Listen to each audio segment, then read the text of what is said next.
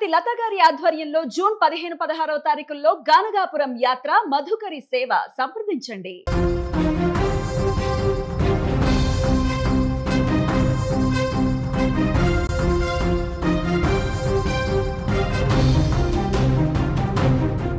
ప్రముఖ యూట్యూబర్ నందు కపుల్స్ చుట్టూ ఉచ్చు బిగుస్తోంది. విదేశాలలో ఉద్యోగాలు ఇప్పిస్తామంటూ పలువురిని మోసం చేశారంటూ వారిపై ఏపీలో కేసు నమోదైంది.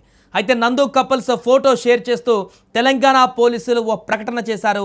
విదేశాల్లో ఉద్యోగాలు ఇప్పిస్తామంటూ మోసాలు చేస్తున్న వారితో జాగ్రత్త అంటూ నందు కపుల్స్ ఫోటో షేర్ చేసింది తెలంగాణ పోలీస్ శాఖ. నందోస్ వరల్డ్ అనే యూట్యూబ్ ఛానల్ ద్వారా సంపాదించిన పాపులారిటీని పెట్టుబడిగా మార్చుకున్న ఈ దంపతులు గుంటూరు, విజయవాడ, హైదరాబాద్ నగరాలలో డెస్టినీ కన్సల్టెన్సీ కార్యాలయాలను తెరిచారు. విదేశాలలో ఉద్యోగాలు, వీసా రెన్యువల్ పేరుతో 2 తెలుగు రాష్ట్రాలతో పాటు దేశవ్యాప్తంగా సాగించిన వీరి వసూళ్ల పర్వం ఇప్పుడు తీవ్ర సంచలనం సృష్టిస్తుంది. తాజాగా ఏపీ పోలీసులు లుకౌట్ నోటీసులు కూడా జారీ చేయడంతో ఇటు తెలంగాణ ప్రభుత్వం కూడా విదేశాలలో ఉద్యోగం ఇప్పిస్తామంటూ మోసం చేసేవారి పట్ల జాగ్రత్తగా ఉండాలంటూ వారి ఫోటో షేర్ చేయడంతో ఇప్పుడు సంచలనంగా మారింది. ఇంతకు వారిపై కేసు ఎలా జారీ అయ్యిందో తెలుసుకునేటువంటి ప్రయత్నం చేద్దాం. లండన్ నుంచి తిరిగి వచ్చిన ఎన్టీఆర్ జిల్లా కొత్తూరుకు చెందినటువంటి శివక్రాంతి కుమార్ అనే యువకుడు తన వీసా రెన్యువల్, భార్యకు ఉద్యోగ అవకాశాల కోసం మధుకర్ను నమ్మి సంప్రదించారు. మధుకర్ మాటలు నమ్మిన శివక్రాంతి గుంటూరులోని కన్సల్టెన్సీలో ఉన్న మధుకర్ తండ్రి మోహన్ రావును కలిసి 15 లక్షలు ముట్టజెప్పాడు. డబ్బులు తీసుకున్న 2 నెలల తర్వాత అగార్డ్ సొల్యూషన్స్ అనే కంపెనీ పేరుతో వీరు ఒక స్పాన్సర్షిప్ లెటర్ పంపించారు. అయితే అనుమానం వచ్చి శివక్రాంతి ఆ కంపెనీ యజమానిని ఆరా తీయగా తాను దేశంలో లేని సమయంలో తన పేరుతో మధుకర్ తప్పుడు లెటర్ సృష్టించాడనే అసలు నిజం బయటపడింది. మోసపోయారని గ్రహించి డబ్బులు తిరిగి ఇవ్వాలని నిలదీస్తే కేవలం 2 లక్షలు మాత్రమే ఇచ్చి మిగతా దానికి మొహం చాటేశారు.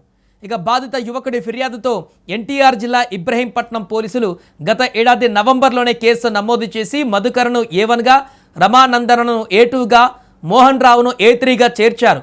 పోలీసుల నోటీసులకు వీరు స్పందించకపోగా కేసును కొట్టేయాలంటూ హైకోర్టులో క్వాష్ పిటిషన్ వేయడంతో ప్రస్తుతం ఈ వ్యవహారం విచారణ దశలో ఉంది. ఇంతలో తాజాగా ఏపీ పోలీసులు లుకౌట్ నోటీసులు కూడా జారీ చేశారు. అంతేకాదు ఇది కేవలం ఒక శివక్రాంతి కథ మాత్రమే కాదు. ఏపీ, తెలంగాణతో పాటు గుజరాత్, రాజస్థాన్, బీహార్ వంటి ఇతర రాష్ట్రాల నుంచి కూడా వందలాది మంది వీరి చేతిలో మోసపోయినట్లు, ఒక్కొక్కరి నుంచి 20 లక్షల వరకు వసూలు చేసినట్లుగా సామాజిక మాధ్యమాలలో వార్తలు విపరీతంగా వైరల్ అవుతున్నాయి. ఈ ఘోర ఆరోపణలపైన యూట్యూబర్ రమానందన తన ఛానల్ ద్వారా ఒక వీడియో కూడా విడుదల చేస్తూ వింత వాదనలు తెరపైకి తెచ్చారు. తమపై వ్యక్తిగత కక్షతోనే కొందరు నెగిటివ్ ప్రచారం చేస్తున్నారని, తన పేరు మీద కానీ తన భర్త పేరు మీద కానీ ఎలాంటి కంపెనీలు లేవని బుకాయించారు. ఎవరో తమ పేర్లు వాడుకొని సొమ్ము చేసుకుంటున్నారని, లండన్ నుంచి భారత్ వచ్చి మరి కొందరు పనిగట్టుకొని ఈ ప్రచారం చేస్తున్నారంటూ ఎదురుదాడికి దిగారు. మరోవైపు తమను నమ్మించి గొంతు కోశారని బాధితులు వాపోతున్నారు. ఈ నేపథ్యంలోనే అలర్ట్ అయినటువంటి తెలంగాణ ప్రభుత్వం వీరి ఫోటోలను చూపిస్తూ ఇలాంటి వారితో జాగ్రత్త అంటూ పోస్టర్లు రిలీజ్ చేస్తుంది. దీంతో సోషల్ మీడియాలో ఇప్పుడు ఈ టాపిక్ మరొకసారి సంచలనంగా మారింది.